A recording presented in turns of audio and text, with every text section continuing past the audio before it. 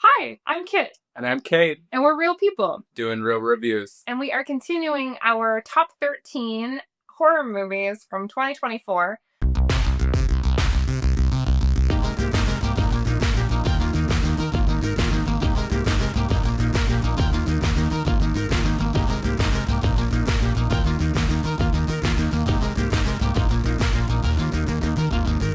We watched Late Night with the Devil, which had an unbelievably high rating, not only on IMDb, but on Rotten Tomatoes, and obviously is in the top 10 on Variety, which we're, as we're cutting down on this top 13, 2024.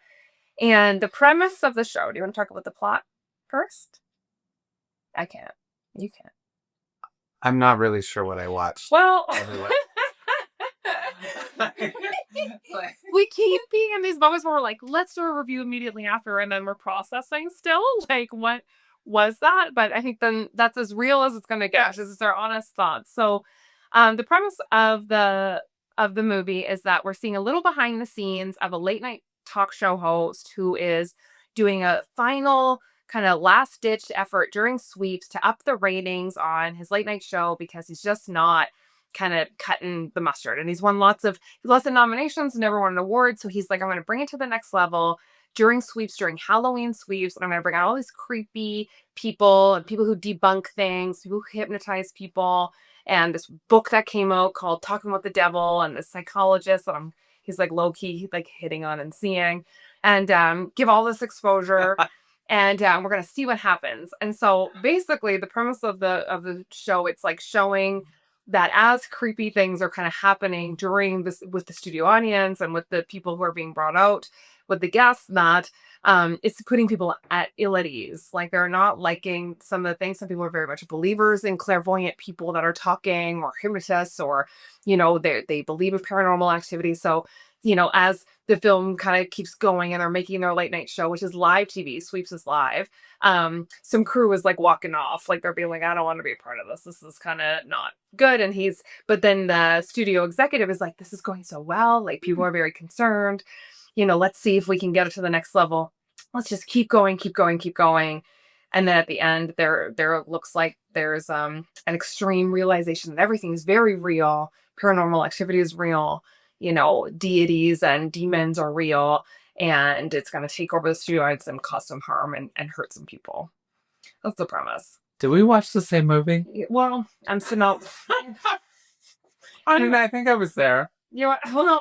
I mean, did I get hypnotized during the movie? Well, that's the whole part where you're just trying to I feel like I was there, but it was like a psychosis. Like it was like you get hypnotized and you're like, I don't know if I understand where it's taking us, and why are we looking at demons, and why is this guy trying to debunk it, and then he ends up dying. No, I'm not really sure what happened to the last hour and a half of my life. Well, Cade's okay, everyone. I don't know, just it's we watched that film. Yeah, it was a slow burn for me.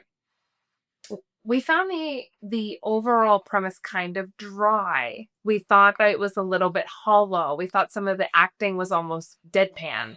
Yeah. But it wasn't meant to be funny. We thought the premise of like, we're gonna bring out this studio, like we're gonna bring out this guest and they're gonna wow the studio audience, and then we're gonna show backstage like their little conversation after their next guest, and something crazy happens and like decompress it after. All of that was feeling very like the set was great, like the actions on like being a set, you've been on really large studio sets, I have, so we're like, yeah, this is the flow of how this goes, but everything felt like dry and hollow. Yeah, I also feel like the storyline itself had too many angles. things. Yeah. I think they were trying to bring things together. So one of the things that they were trying to pull a story together. We were trying. Why do we keep being these scenarios? As real people doing film review, sometimes we get excited, like when we see that people like that there's these very high ratings. Yeah. And so we'll come in being like, oh, and it's genre, which is my very favorite. Like, show me a horror movie. It's my favorite. I love horror. And I sit down and I go to watch something, and And I feel like I keep waiting for, and I'm so on the edge of my seat, like, please be good. I want it to be good. I want to be scared. I want to go on a journey. Like, let's, like, if it's a thriller, thrill me. If it's psychological, let's go there. But with something like this, we're like, okay, and then, yep, and then, and it's a demon, okay? And we're believing the demon, and now he's maybe through his grief because his wife has recently passed away. He's kind of grasping at straws that maybe this is for him. And then he goes into a little bit of a manic moment and hurts people because he feels like maybe all of these ghosts, all these demons, it's all because of him. And they keep giving like a little like wink that he's like a part of some type of like cult boys club thing, that maybe he's done some wrong and sold his soul to be on TV. But it doesn't like go there. So you're like, okay, well, did he sell his soul? Or like, no, like, is that a cult, or is it just like a bunch of dudes that like go snowmobiling together, like, or hang out and have like a lake house? Like, it doesn't seem that weird. And so it was hard to follow what was trying to be brought together. So then it puts you into that art culture where you're like, what do I take out of this? And what do you think they're trying to say? Which is real people sitting down. We're like, well, why are we guessing? Yeah. Like, why? No. Like, why don't we know? Message wasn't clear. Like, but for me, like like because of the devil or this demon that was in the main part of the movie, but we saw some like ghosts, and then there was like a worm scene, and then there was like electricity, like just a lot going on that we could have probably just done without all of it. Even like the wife moment scene. Yeah. Like she is. But anyway, so towards the end of the movie, What happened? The demons like left, and so like the guy who's trying to prove everything wrong or just debunk everything. That's why he's brought onto the show. Is that he's been one of those people who would like somebody you see in Vegas who's like, I'm gonna put on a magic show. He was like that. He's like, I'm gonna go on and debunk everything as people are showing their ghosts and demons and extra, like, out. Let me just show you how it's like. For sure, it's all this. So he's there, and so he hypnotizes everyone there, which I think maybe I'm affected as well. Well, they're trying to say how like we're so naive and we're so susceptible to suggestion, and that we're so susceptible to suggestion that the host, who's been on the other side of putting these subliminal and suggestive things on TV for years, years of being on TV, that it's affecting our brains and that we're all rotting inside and that we need to get better. That was my art house. Okay. Like viewpoint of it. Yeah, so he basically does a scenario with the assistant of the show, and like everyone believes that like worms are coming out of him, and then they replay the tapes and they see that nothing happened. Nothing happened. It was just hypnosis, power suggestion.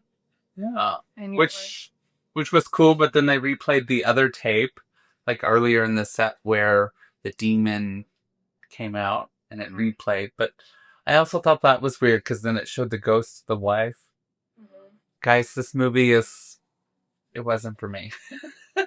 Short. Clunky. Yeah. Hollow. Owlman. Yeah, there's an Owlman. There's like at the end it gets quite campy.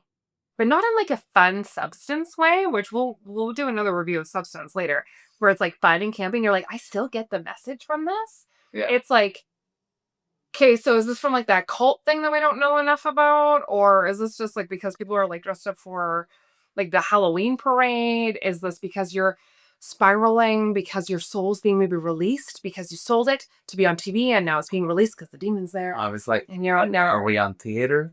Yeah. A play now? Are we on a play? Like a bad one that you're like, it was only a toonie, improv play. Let's go. Yeah. Toonie is a Canadian form of currency. For those of you who are watching, that is $2. Okay. $2. We call them toonies. It is and we have a loonie for $1. This is real. Just in case people are watching, real, know what a toonie is. That's real Canadian currency. Listen, we're really cute. We're really cute here. Was there anything you liked about the movie? The set. Okay, we like the set. I Set like was good. I like the movement of like front, like they're like showing behind the scenes and front of the scenes, and they were showing when they would do behind the scenes or the takes that were not part of the show, they would do it in black and white. I thought that was interesting. Was it because it helped. Yeah, It helped. so you're like, oh, I know what's happening. Yeah.